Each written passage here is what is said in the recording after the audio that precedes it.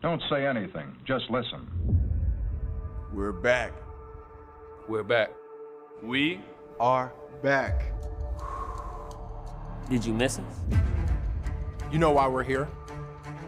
Here, we have to produce. We're only here because we win. New year, new opportunities, same goal. Try to be the best in your own profession, and the best, again, is signified by winning. New year, new team. Same goal. Bring Lombardi home. It's the tradition. It's the glory. Confidence. The man who is trained to his peak capacity will gain confidence, and the price of success is hard work. We put in the work, now we put on the show. It won't be easy, but nothing worth doing is. This year is our time. Our time. It's go time. It's show time. Let's go! Let's go! Crank the volume. Turn up the lights. Do it for your brothers. Do it for Green Bay. Do it for the Chiefs.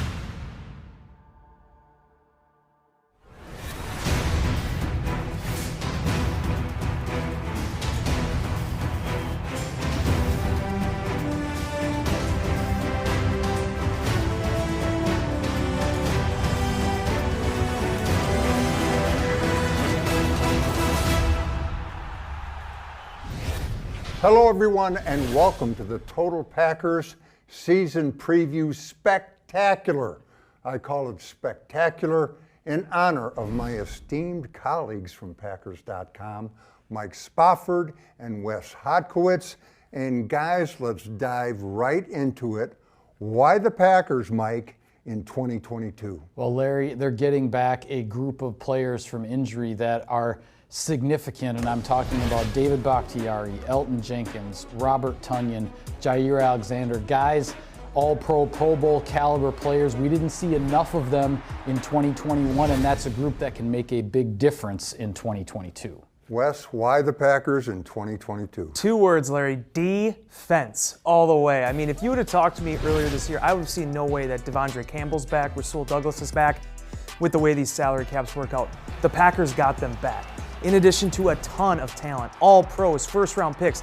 Those starting 11 for the Green Bay Packers are going to be fierce and formidable, and the rest of the NFL is going to have to deal with it. Thank you, guys. Time to check in with another one of my esteemed colleagues, the voice of the Green Bay Packers, Wayne Larrivee, and get his take, his observations on training camp and the Packers preseason. Come in, Wayne.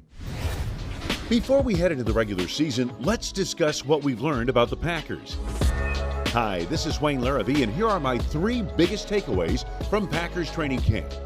We didn't see it in preseason games, but on the practice field, the Packers' highly regarded defense appeared to be the real deal.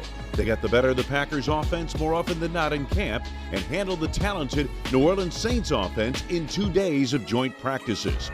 Rookie wide receiver Romeo Doubs made at least a play a day at practice and showed well in the games with 8 catches for 82 yards and a team-leading 2 touchdowns. Doubs! Touchdown! What a catch! He's polished beyond his 4th-round draft status and appears ready to make an impact in his rookie season. Then there is Jordan Love, who completed just 55% of his preseason passes with 3 touchdowns and 4 interceptions. But numbers never tell the whole story about a quarterback. It is a position of intangibles, and Love's poise, improved fundamentals, and command of the offense were evident in camp on a daily basis and in all 3 preseason games. Love, he's got him! What a throw! Thank you, Wayne. Personally, I'm betting on the Packers doing super things this year. They've got talent and they've got attitude. And a big part of that attitude is leadership. And a big part of that leadership is 17-year veteran Marcedes Lewis. You go out of your way to make guys who play your position, who in a sense are competing with you, to try to make them better. Are you just a good person, or what developed that unselfishness in you? I think, one, I am a good person. But also, 2, You know, this is a journey. This thing that we're on is a journey, and like whoever is going to make the team, we're going to need them. I want to be able to give back. That's like my way of paying it forward. As your guys' offense evolves without Davante Adams, how do you see you and the tight end group fitting in? Obviously, losing Davante, that was a huge chunk, but I think we'll be more balanced. Potentially lean on running backs a little more, and then the younger receivers are going to have to step up along with the tight ends. And I think it's just going to be more balanced throughout, and we're just all going to feed off of each other. It's just the details, and just having that singular focus in times where we need it most. Live in the moment, give everything you got in that moment, and give everything up for your brothers. What are you willing to sacrifice? These are my teammates, these are my peers. They know the work that I'm putting in. When they see me get those opportunities to make plays, I think that they understand the same thing that I understand, that you're not gonna be able to play in this league forever. But every play that you have an opportunity to make, give your absolute best to trying to make that play happen. It means a lot to me. After the break, Hey, why y'all so quiet today, man? Turn it up. we go one-on-one with this guy. I wake up and I just want some steak. On Sunday, I want some steak. On Monday, on Thursday, I want some steak. Jaire Alexander, next on Total Packers.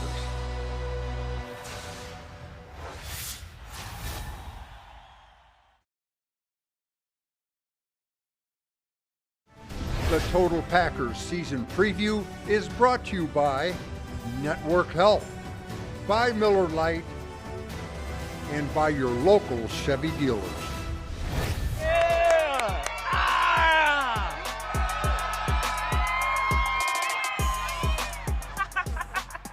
I'm just here to get, you know, spread the love, that's all.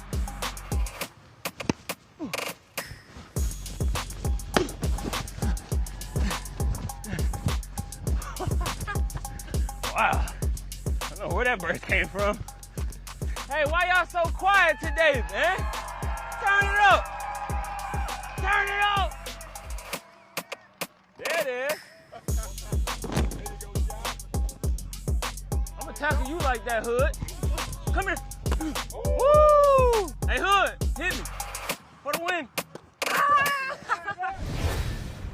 No doubt about it. Jaire Alexander loves what he does for a living, and he does it very, very well. Snap to Cousins, clean pocket. Now he's There we go. And he's stopped. Jaire Alexander on the blitz. Blitz on, Allen running for his life. Pulls it back over the middle, and it is intercepted around the end zone. It is Jaire Alexander. Ja, for going on 5 years now. Every game, every practice, you don't just like this stuff, you love this stuff. What do you love about it? Man, I could probably go on and on about what I love about this game, but I think most importantly is not only is it about competing for me, it's just about the relationship that I've established in this game at this point. I think being here, you know, it's time to be great, you know, and that's what I love about it, because I can control that. I can control my effort. I can control how hard I play. I'm not in this to be average, Larry. I'm in this to be the greatest. Last season, you fought your way back for the playoffs, but you missed most of last season.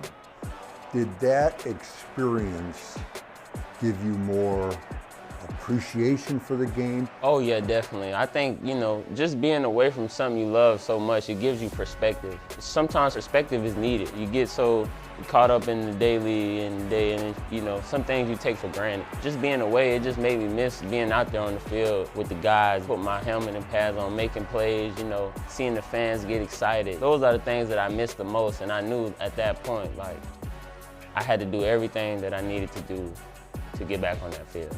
First couple days of training camp, you said, I wake up and do this. What exactly did you mean by that? Well, I think at this point in my life, I've gotten into a routine. By waking up and doing this, I mean that I wake up, I meditate, do yoga in the morning, and then I go out to practice and go into the facility, and I treat it as if it's a game. You know, I treat every practice as if, you know, I'm going through a mental recognition of just what I see on the field. And when I wake up and do this, all those things come into factor. I'm me, you know, and I go out and I play hard, I take notes, I sit in the front of the classroom. That's all a part of me doing this and being the best. And when you're the best, the difference between good players and great players is consistency. And, you know, I just want to be able to display that. Wilson takes, looks to throw, being blitzed, hit and sacked. Jaire Alexander untouched. What's a dog mentality? I hear that phrase tossed around. Maybe I can put it in the simplest way like this. When the dog's hungry and you throw a piece of steak out on the ground, what does the dog do? He goes after the steak. He tears it up. If you throw a steak in front of a cat, what does the cat do? The cat sniffs the steak and then probably walks away from it. So that dog mentality is us getting after that steak, you know, because we hungry. We want that steak, Larry. I wake up and I just want some steak. Look, on Sunday I want some steak. On Monday, on Thursday I want some steak. And if we got steak on Friday, I'm getting on that day. Ja, collectively, the defensive side of the ball during training camp in the preseason, more of a swagger to it. Is the group ready to back all that up? You know, I would like to think so. You know, I mean, we got a bunch of playmakers in our secondary. You know, you got Rasul Douglas, you know, Darnell Savage, Adrian Amos, Keyshawn, you got Jaire Alexander. You know. Deep drop, looking rainbows, deep down the middle, and it is intercepted. What a great play by Jaire Alexander. Yeah, you got those guys, man, and I think that it's gonna make for a special year. I just see everybody playing their best football each and every game. We know what it takes to win. We know what it takes to be competitive in this league, and this defense has been together for quite some while now. I think that if everyone plays their best, we're gonna be right where we need to be, and that's the Lombardi Trophy. Ja, one of the key pieces in the Packers' defensive puzzle. And Mike, that defense has the potential to dominate. It absolutely does, Larry. This unit was playing its best football in the playoffs last year, and now you look ahead to this year. The trio at cornerback, Alexander, Douglas, and Stokes. That was a group that only played together for a few snaps in January last year. You had a first-round pick in Quay Walker next to an all-pro at inside linebacker in Devondre Campbell. You had a veteran defensive lineman, Jaron Reed, and a first-round pick, Devontae Wyatt, to that defensive line group. It's a group that was playing really well and got some big additions. Wes, as we all know, Packers special teams have been anything but special for way too long. Is this the season that changes? I think so, Larry, and I think Rich Bisaccia is the right leader for that room. The Packers did not really rest on their laurels this offseason. They went and hired Bisaccia, a guy that has a booming voice, a guy that you can feel, you can hear him out on the field, the accountability that he asked from his players. And they actually got some of those players too, Dallin Levitt, Keyshawn Nixon, veterans that know his system, that are going to be able to pass down some of those traits to the Packers' younger guys on this roster. Bringing in Rich Bisaccia, a huge step in the right direction, but he needs players. And the man in charge of that end of the equation is Packer GM Brian Gutekunst. I think it's something that we have not been good enough for a while now, that we needed to kind of get outside our comfort zone and do something different. This is one of those things we're going to continue to kind of churn that to make sure we get that right during the season. We're trying to put together the best roster we possibly can, and on game day we're trying to put together the best 48 that can go out and help us win. There's places for all of our players to help us be in position to win the game, whether it's offensively, defensively, or defensively. Coming up, we're talking MVP. Aaron Rodgers is looking for 3 straight as he leads the Packers offense into 2022. Can he do it? We discuss next. Lost, right side, leaping right in the end zone, touchdown Green Bay!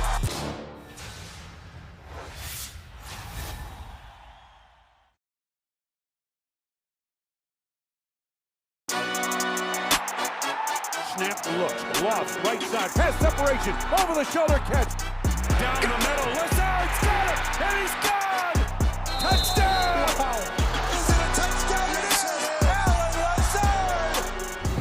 With all the talk about the Packers wide receivers, I was going to show you how Matt LaFleur and company do a real good job of scheming people open, stacking the deck in their favor. For example, here's Allen Lazard. Aaron Rodgers, he takes a snap, heads back toward A.J. Dillon. Allen, meanwhile, is in the tackle box, mixing it up as he does so often. He is the goon. He loves the rough stuff, and everything about this play says run, but it's not. Check out Aaron. He pulls the ball in, and it is pass big time, and that catches the Lions flat-footed, especially the Lion assigned to cover Allen if it's a pass. And here comes Allen streaking across the formation. Watch that Lion. He can't even hold him. Great throw, great catch, touchdown Packers. Now, I was going to show you several of these scheme-driven plays, but the more I watched the tape, the more I realized Allen Lazard doesn't need much scheme. Week 3, San Francisco, Allen, and Quan Williams, and this time there's no play action, no chicanery whatsoever. It's just man against man.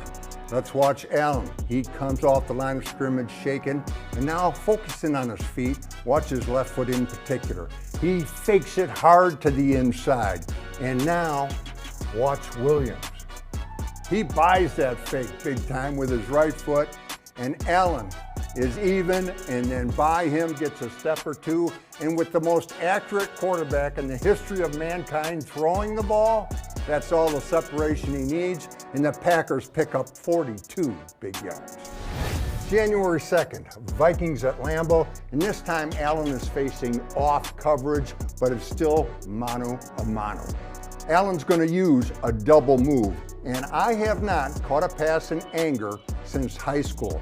But I think one of the secrets to Allen's success is that he's patient with his moves. He gives them time to work, and that's certainly the case right here. The other secret to his success is that he's 6'5", 220. For the rest of the story, let's go to the man himself, Allen Lazard. I was actually like my first ever double move at touchdown I really ever had. I remember being in the huddle and Aaron asking me like, he's like, who's the Z? And I'm like, me. He's like, you want to run a pump right here? I was like, yeah. I gave him really hard, like 1-2 at the top and threw my head down just to sell the curl route because we run that play all the time and usually I'm coming back. And just knowing that I had so much room out there, I just put my head back down after I passed him. Obviously, Aaron just put a great ball up there and just let me go make a play.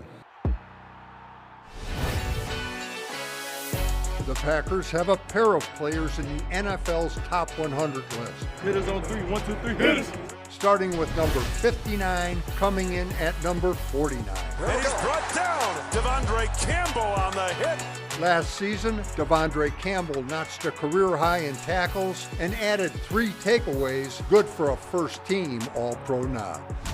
Number 3 on the list, Aaron Rodgers. Goes left side of the end zone, leaping grab, touchdown. Over 4,100 yards passing, 40 total touchdowns, MVP number 4 for QB1. The past 2 years have been a particularly impressive stretch for Rodgers. Try just 9 picks in over 1,000 passing attempts. He also led the league in passer rating both seasons, posting his highest numbers since his MVP season of 2011. So what's next? Having that gratitude for this opportunity, because at some point the ride's going to be over. So enjoying every step of the way. Obviously, we want to win a Super Bowl. Individual accolades are great, but being present in the moment, I think, is really important, especially for an older player, because each moment is just a little bit more special. Of course, Aaron is closer to the end than the beginning. But Mike, if training camp is any indication, he is ready, more than ready, to make a run at a 5th MVP and his third in a row. Yeah, no question about it, Larry. There's no reason to think Aaron Rodgers can't continue his level of efficiency with his mastery of Matt LaFleur's offense. It just might look a little different. Maybe more passes to the running backs. He talked about Jones and Dillon possibly combining for more than 100 catches this year. You get Robert Tonyan back at tight end. You work in the young receivers. There could be an evolution over the course of the season as to just what this offense is going to look like. Wes, in his last 7 starts without Davante Adams, Aaron Rodgers is 7-0 with 19 touchdown passes and 1 interception. Like Mike said, I suspect the offense could look different, but it could still be very, very productive. Yeah, and I think a lot of it comes down to who the hot hand is going to be. And you also look at how Sammy Watkins and Randall Cobb finished the preseason and training camp. Really, Rodgers felt like those two guys were playing their best ball at the right time. Watkins has been one of the best week 1 receivers for some time now. You're going to see Romeo Doubs at some point. You're going to see Christian Watson. But those veterans are going to be the guys they're going to lean on early on, and Aaron Rodgers is excited about them. Guys, let's finish up with your pick for the game to watch. The game you are really, really looking forward to. Mike, you first. Larry, late October, Sunday Night Football in Buffalo. The Packers haven't been there for 8 years. This is now 2 teams people are talking about as legitimate Super Bowl contenders. Just maybe Packers at Bills, a preview of a February matchup in Arizona. Wes, how about you? You know, Larry, since I broke into this industry, I've spilled a lot of ink on London and the Packers. Are they ever finally going to go overseas? Well, it's finally happening in 2022. Getting them in Tottenham Hotspur Stadium, I mean, that is going to be huge, not only for the Green Bay Packers, but the National Football League. It also comes at an important time. Middle of that beginning stretch of the season. They have to go 13 games without a bye. They're going to have to come back and play the Jets. Very critical juncture of their year. Guys, I've been around this stuff a long, long time. And for me, the game to watch is the next game, the Minnesota Vikings on Sunday. Guys, thank you, and thank you for watching. Until next time, take care and go Pack Go.